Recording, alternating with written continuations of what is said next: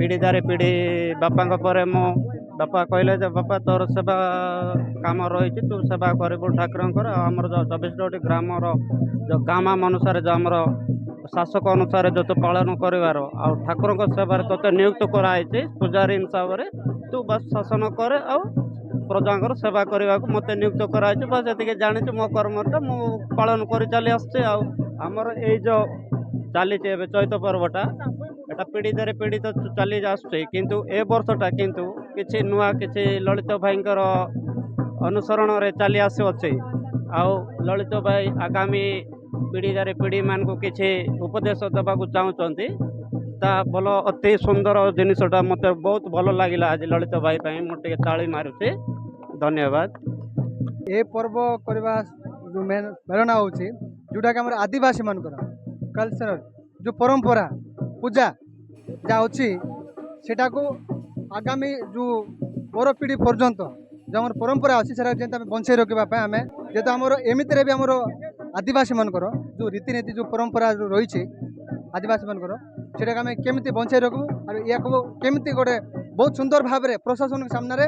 ଆଉ ଓଡ଼ିଶା ସରକାରଙ୍କ ନିକଟରେ ଆମର ଯେଉଁ ପରମ୍ପରା ବଞ୍ଚାଇବା ପାଇଁ ପହଞ୍ଚାଇବା ଆମେ ଚେଷ୍ଟା କରିବୁ। କହୁଛନ୍ତି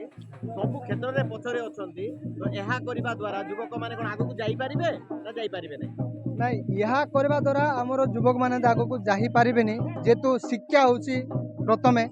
ଯେଉଁ ପର୍ଯ୍ୟନ୍ତ ଶିକ୍ଷା ନାହିଁ ଆମେ କେବେ ମଧ୍ୟ ଆଗକୁ ଯାଇପାରିବା ନାହିଁ। ଶିକ୍ଷା ସହିତ ଆମର ପରମ୍ପରାକୁ ମଧ୍ୟ ଆମେ ଆଗକୁ ନେବା ପାଇଁ ପଡ଼ିବ କାଲି ଆମେ ଏଇଟା କରିଲେ ହେବନି ଯେହେତୁ ଏଇଟା ହେଉଛି ଆମର ପରିଚୟ ଆମର ପରମ୍ପରା ଏ ଆମର ପରମ୍ପରା ସହିତ ଆମ ଶିକ୍ଷାକୁ ମଧ୍ୟ ଡେଭଲପ୍ କରିବା ପାଇଁ ପଡ଼ିବ। ଆଜ୍ଞା କିଛି କିଛି ଯୁବକ ଯୁବତୀ ମାନେ ବର୍ତ୍ତମାନ ଦେଖିବାକୁ ଗଲେ ଯୁବକ ଯୁବତୀ ମାନେ କେବଳ ପରମ୍ପରାକୁ ଧରି ବସିଛନ୍ତି ଶିକ୍ଷାକୁ ଧରି ବସୁନାହାନ୍ତି ସ୍ୱାସ୍ଥ୍ୟକୁ ଧରି ବସୁନାହାନ୍ତି ଏହା ଉପରେ ଆପଣ କ'ଣ ପ୍ରତିକ୍ରିୟା? ନିହାତି ଭାବେ ଆମେ ଯେଉଁମାନେ ବି ସେଭଳି ଅଛନ୍ତି ଆମେ ଚେଷ୍ଟା କରିବୁ ଆମ ଯୁବକମାନଙ୍କର ଆମର ଯୁବପିଢ଼ିମାନଙ୍କ ଆଡ଼ରୁ ସେଇମାନଙ୍କୁ କିଭଳି ଭାବେ ଆମର ପରମ୍ପରା ସହିତ ଏ ଶିକ୍ଷାକୁ ମଧ୍ୟ ଆଗକୁ ନେବା ପାଇଁ। ବହୁତ ବହୁତ ଧନ୍ୟବାଦ ସାର୍। Thank you sir. ଆମର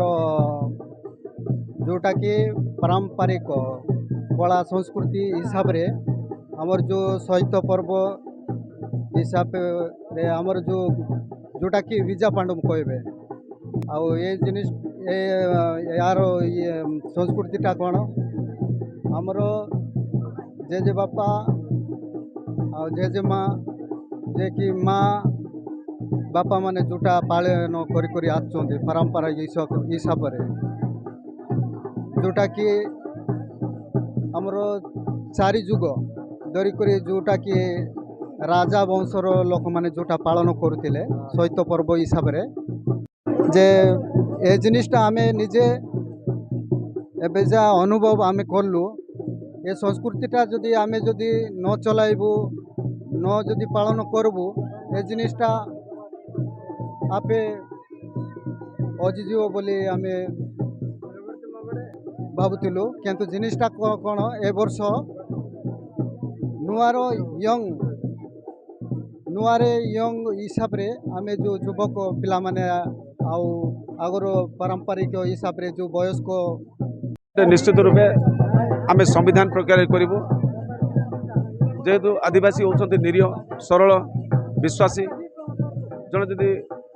ଅପରିଚୟ ଲୋକ ଆସିଲେ ମଧ୍ୟ ତାଙ୍କୁ ବିଶ୍ୱାସ କରନ୍ତି ସେମାନେ ସ୍ନେହ ଦିଅନ୍ତି କିନ୍ତୁ ବିଶ୍ୱାସରେ ଯଦି ଆପଣମାନେ ଯଦି ବିଷ ଦେବେ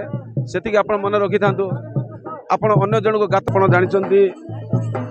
ଅଭିହିତ କୋରାପୁଟ ଜିଲ୍ଲା ମାଲକାନଗିରି ଜିଲ୍ଲା ହେଉଛି ଗୋଟେ ପଞ୍ଚମ ଅନୁସୂଚିତ ଅଞ୍ଚଳ ଯେଉଁଟାକି ଭାରତର ସମ୍ବିଧାନରେ ଲେଖା ହେଇଛି ଆଉ ଏ ଅଞ୍ଚଳ ହେଉଛି ଟୋଟାଲି ଆଦିବାସୀ ବହୁଳ ଅଞ୍ଚଳ ଟୋଟାଲି ଟ୍ରାଇବାଲ ବେଲ୍ଟ ଆଉ ଏ ଅଞ୍ଚଳରେ ବହୁତ ପ୍ରକାର ଯେଉଁ ଆଦିବାସୀ ମାନେ ବସବାସ କରୁଛନ୍ତି ଯେପରିକି କୟା ପଣ୍ଡା ଡିଡାଇ ପର୍ଜା କନ୍ଦ କୋଇ କଣ୍ଡାଦରା ଏମିତି ବହୁତ ପ୍ରକାର ଟ୍ରାଇବ୍ ବସବାସ କରୁଛନ୍ତି ଆଉ ପ୍ରତ୍ୟେକ ଲୋକ ତାଙ୍କର ପୂଜା ପର୍ବପର୍ବାଣି ଅଛି ଯେଉଁଟାକି ଏବେ ତ ନୁହଁ ଆଦିମ କାଳରୁ ଯେଉଁ ବିଫୋର ଇଣ୍ଡିପେଣ୍ଡେନ୍ସରୁ ସେମାନେ ଏଇ ଘଞ୍ଚ ଜଙ୍ଗଲ ମଧ୍ୟରେ ଏ ପଞ୍ଚମ ଅଞ୍ଚଳରେ ରହିକରି ସେମାନେ ପାଳନ କରିକି ଆସୁଛନ୍ତି ଧୀରେ ଧୀରେ ଯେଉଁଟାକି ସେଇ ସମୟ ବର୍ତ୍ତମାନ ଦେଖିଲେ ଏଇ ବର୍ତ୍ତମାନ ସମୟ ଦେଖିଲେ କିଛି କିଛି ଗୋଟେ ପରିବର୍ତ୍ତନ ହେଇଯାଇଛି ଯାହାକି आमे बाध्य होइछु जोटा कि आगामी दिन रे हमर जो कला संस्कृति परंपरा पूजास्थली आ हमर ए जो पर्व गुडी को बचाई रखा निहाती पड़िबो रखा पड़िबो जदि हमर जदि एई पर्व जदि चैती पर्व विजा पांडव एई सब पर्व गुडी हम जदि न रखिबा जदि बजाई न रखिबा ताहले निश्चित हमर परिचय आइडेंटिटी किछि नै आ शुणु जितेबाला जड़े आप देखु आज जड़े देखु आज जड़े विधानसभा जदि मनकर जड़े एमएलए है कौन कहते शपथ बात नौ जहाँ भी करी मुझे संविधान प्रक्रिया आज जो मैंने भी पार्लियामेंट जाई बसी से कम कौन से भी संविधान को धरी कहते आम ठीक कम करूँ आज प्रशासन लेवल भी जो मैंने आईएएस हूँ आईपीएस से भी तो संविधान कथार मानुंट आ संविधान प्रक्रिया से जावा कथा किंतु आज से संविधान को मानुना संविधान बाहर जाती भी मन रखु संविधान एतिक भी लिखाई किंतु लोक भीतर गोटे अवेयरनेस होगा दरकार जदि कौन गोटे ऑफिसर्स किंबा कौन गोटे प्रतिनिधि आम जब चयन करें आम ऑफिसर जब कथा जब न मानिले गोटे आर्टिकल भी अच्छे ना आम केस भी करूँ सेटा भी अच्छी किंतु से लोक भीतर अवेयरनेस होगा निहाती आवश्यक अच्छे जो पहाड़ पर्वत को आदिवासी मानकर परंपरा को उच्छेद करिके आदिवासी मानकर विश्वास ऊपर जो आघात सरकार द्वारा